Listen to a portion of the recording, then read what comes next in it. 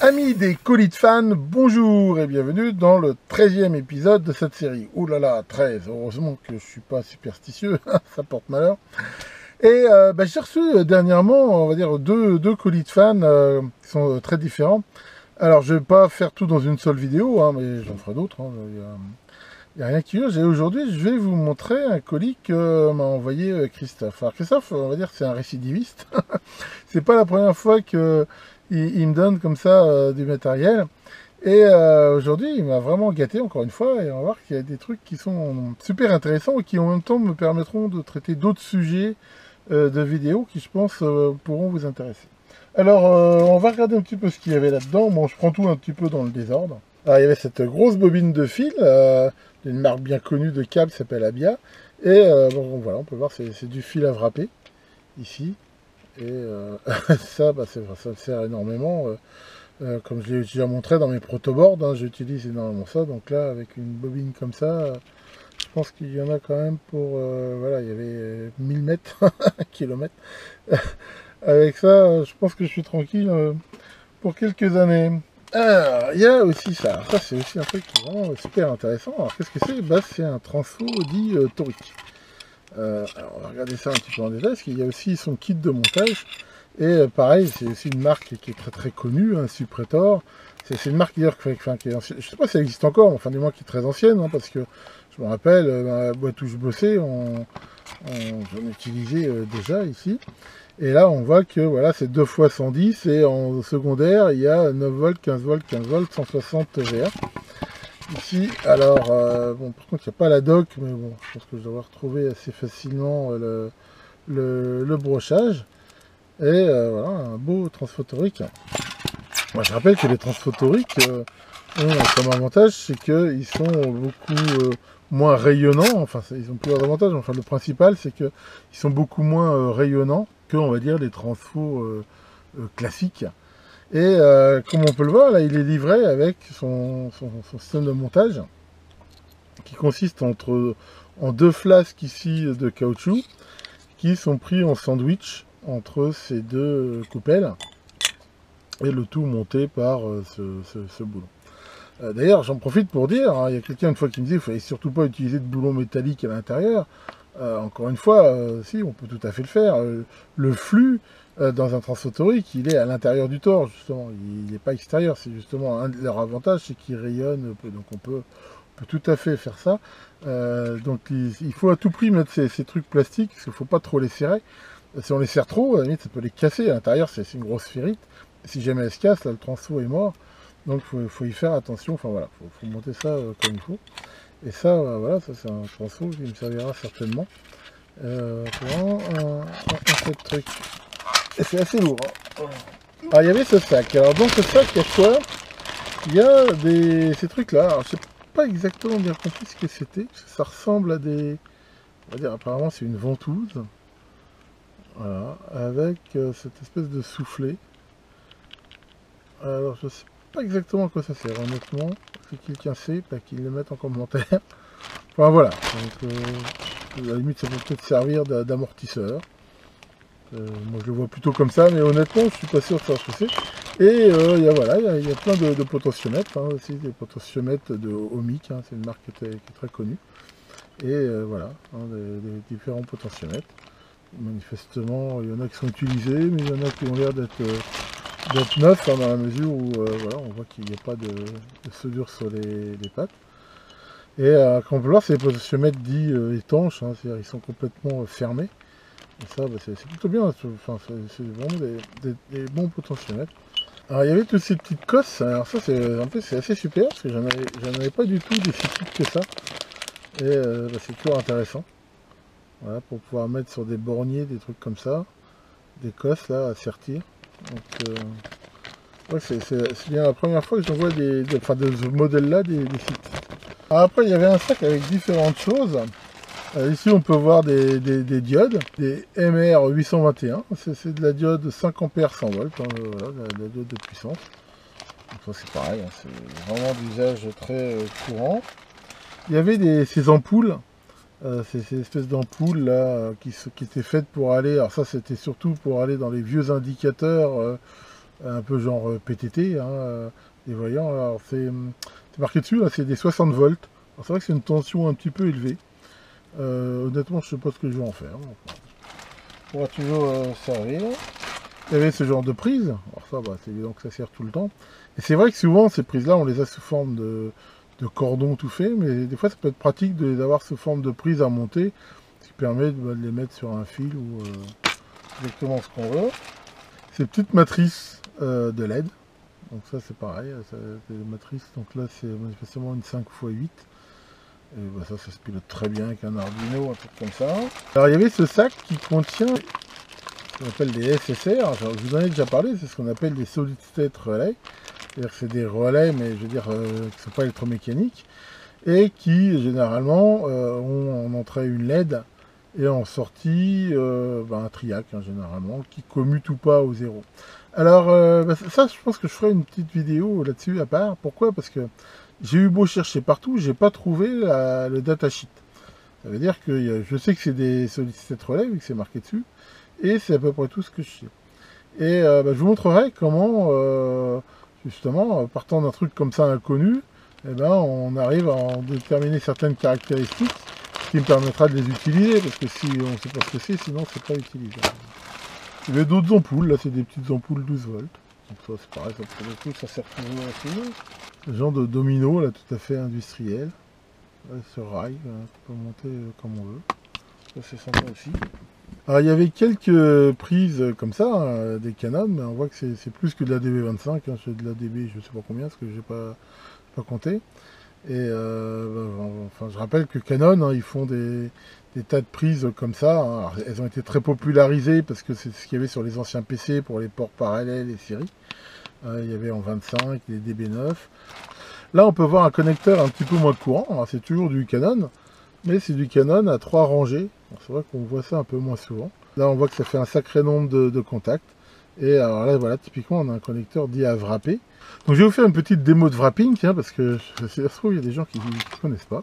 Donc, on prend ici un bout de fil à wrapper. Je prends pas le fil que je vous ai montré tout à l'heure, parce qu'il est un petit peu gros pour mon outil. Donc là, on dénude sur la longueur qu'on veut, voilà. Et derrière, donc, on va utiliser un outil à wrapper. Hein, celui-là, je vous l'avais montré, hein, je l'ai acheté sur Banggood. On enfonce ici le fil dans l'outil à wrapper. Hein, celui-là, je l'avais acheté sur Banggood. Hein, je vous l'avais montré dans un QDN. Et on met ici l'outil dans la broche que l'on veut wrapper.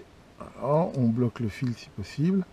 Et on tourne en appuyant très légèrement. Voilà. Et comme on peut le voir, voilà, ça fait une connexion enroulée. Hein, le principe, c'est que comme les broches ont des bords, on va dire, c'est des broches carrées, donc elles ont des bords à angle droit, et ben ça blesse un petit peu le fil et ça fait des connexions très fiables hein, ici. Et on voit que comme la broche est longue, on peut éventuellement mettre beaucoup. Et l'outil permet aussi de déwrapper. Voilà, il suffit de tourner à l'envers et on voit que ça enlève le fil. Et on peut l'enlever facilement. Alors j'ai fait dans le temps, j'en ai fait je sais pas combien des circuits, j'ai fait des systèmes à microprocesseurs complets en wrapping. Maintenant c'est vrai que c'est un petit peu tombé, enfin je l'utilise un peu moins. Ça a comme avantage c'est que en effet il n'y a pas besoin de souder, ça permet des densités qui sont très fortes. Après ça peut vite devenir chiant, surtout que là je vous montre qu'on en enlève un, mais quand on veut enlever celui d'en dessous, c'est pas ça facile. D'ailleurs, souvent, on a plus vite fait de le couper et puis d'en remettre un par-dessus si on a de la place. Enfin, voilà. Enfin, voilà. Donc, il y avait ces connecteurs, là. Alors, je ne sais pas si j'utiliserai ça un jour, mais c'est vrai que, d'un autre côté, si un jour j'ai besoin de faire une liaison démontable avec beaucoup de contacts, et bien là, typiquement, il y a ça. Il y avait aussi ces connecteurs-là, hein, qu'on appelle HE10, je crois. Voilà, ça existe, enfin c'est pareil, ceux-là ils ont été très popularisés parce que c'est ceux qu'il y avait dans les PC pour toutes les nappes IDE et tout ça. Hein, donc ça, c'est fait pour des nappes plates. Et c'est assez facile, hein, si on fait attention, de les mettre comme ça avec un étau. Et ces connecteurs-là, c'était vraiment une révolution. Hein, ça permettait de faire des contacts multiples à très bas coût et de façon super fiable. Ici. Pour info, il y a d'autres connecteurs. Hein. C'est des connecteurs de type un peu Lemo. C'est vraiment des trucs super pro. Voilà. Alors bon, là, il y a que des mâles, donc j'ai pas le connecteur femelle. Mais enfin, voilà. toute façon, j'ai une boîte comme ça avec des tas de connecteurs un peu bizarres. Et des fois, je me dis, bah, j'en ferai rien parce que j'ai qu'un côté. Et puis, le hasard veut qu'un jour, j'en ai un autre. Et puis, voilà. Là, par exemple, tiens, justement, là, par exemple, c'est des connecteurs TNC. J'en ai déjà parlé, c'est comme de la BNC, mais qui se vissent. Et là, c'est des connecteurs femelles. Donc, ça tombe bien, je vais avoir quelques connecteurs mâles. Donc, ça permettra de faire éventuellement des liaisons. Alors, il y avait un autre truc qui m'a vraiment super intéressé dans ce colis. C'était tout ça. Donc ça c'est quoi? Alors il y a des trucs que je connaissais et que j'avais déjà, mais qui servent tout le temps. Je vous ai déjà montré, c'est des supports comme ça, dit ZIF, Zero Insertion Force, des supports à insertion nulle, qui permettent de mettre des mémoires, des circuits qu'on veut tester vraiment facilement et puis qu'on peut verrouiller comme ça. Mais alors ce qui est très intéressant, c'est qu'il y a d'autres genres ici d'adaptateurs qui sont pour mettre par exemple, voilà, ça c'est fait pour mettre des pads de résistance. Là on peut voir pour mettre des boîtiers de transistors. Et surtout, et ça m'a vraiment intéressé, parce que ça j'en avais pas du tout, des circuits comme ça. Donc là, c'est vrai que c'est moins courant d'utiliser ça maintenant, mais voilà, on voit c'est des circuits 8 broches en boîtier TO5. Et bien grâce à ça, là voilà, on peut facilement là les tester. Et ça je pense que voilà, je vais me faire un adaptateur de test, parce que j'en ai beaucoup de circuits comme ça m'arrive d'en utiliser quand même des fois. Et vraiment, tous ces petits adaptateurs de test, là, il y en a de différentes sortes. C'est vraiment super. Et ça, je vais me faire, je pense, une sorte de petite plateforme. Là, voilà, on voit un truc quoi, pour tester des composants. Bah, il suffit de les mettre dessus. Et voilà, alors il suffit par exemple des résistances ou des condensateurs. Toc, on les glisse là-dedans. Ça, c'est vraiment super. Je sais même pas si ce genre de truc, on peut encore le trouver, en fait. Peut-être, hein, honnêtement, j'en sais rien. Il y avait aussi pas mal de petits bouts de câbles comme ça. Alors ça c'est du câble plat justement qu'on peut sertir, mais qui a l'avantage c'est que par endroit, tous les X il est comme ça torsadé, ce qui un lui donne une souplesse, et deux, bah, c'est toujours bien d'avoir des câbles torsadés comme ça, par paire, et ils se remettent sous cette forme là tous les X, ce qui permet justement éventuellement d'y mettre des connecteurs sertis. Et à la fin, alors, vraiment, je pense que c'est ce qu'il y a de mieux dans ce colis qui est vraiment super, c'est ces petits moteurs.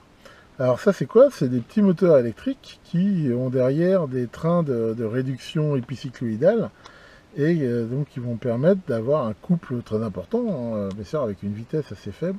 Et surtout ces moteurs disposent à l'intérieur d'un capteur qui permet d'en mesurer, on va dire, le déplacement de façon assez fine.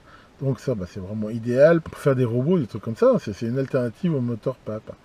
Et ça va me permettre de faire plusieurs vidéos en fait. La prochaine que je ferai sans doute, c'est que quand j'ai eu ces moteurs, je me suis bien sûr précipité pour essayer de trouver les datasheets pour savoir les caractéristiques. Et évidemment, j'ai rien trouvé. J'ai eu beau chercher, j'ai trouvé plein de trucs, mais pas du tout ça.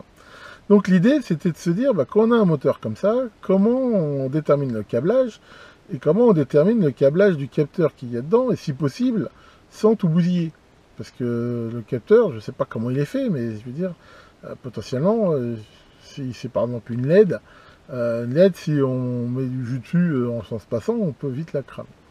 Et donc, je vous ferai une vidéo pour vous montrer quelles sont les étapes que j'ai eues pour faire un petit peu de reverse engineering et trouver le type de capteur que c'était, les broches du moteur, et de façon à pouvoir les utiliser. Donc j'ai réussi à faire ça, et je vous montrerai ça dans une autre vidéo. Et puis en même temps, j'en parle depuis quelques temps là, mais je suis en train de préparer justement une série de vidéos, parce qu'il y en aura sans doute aussi plusieurs, sur les ponts H, justement aussi les moteurs, et en particulier les moteurs comme ça à courant continu.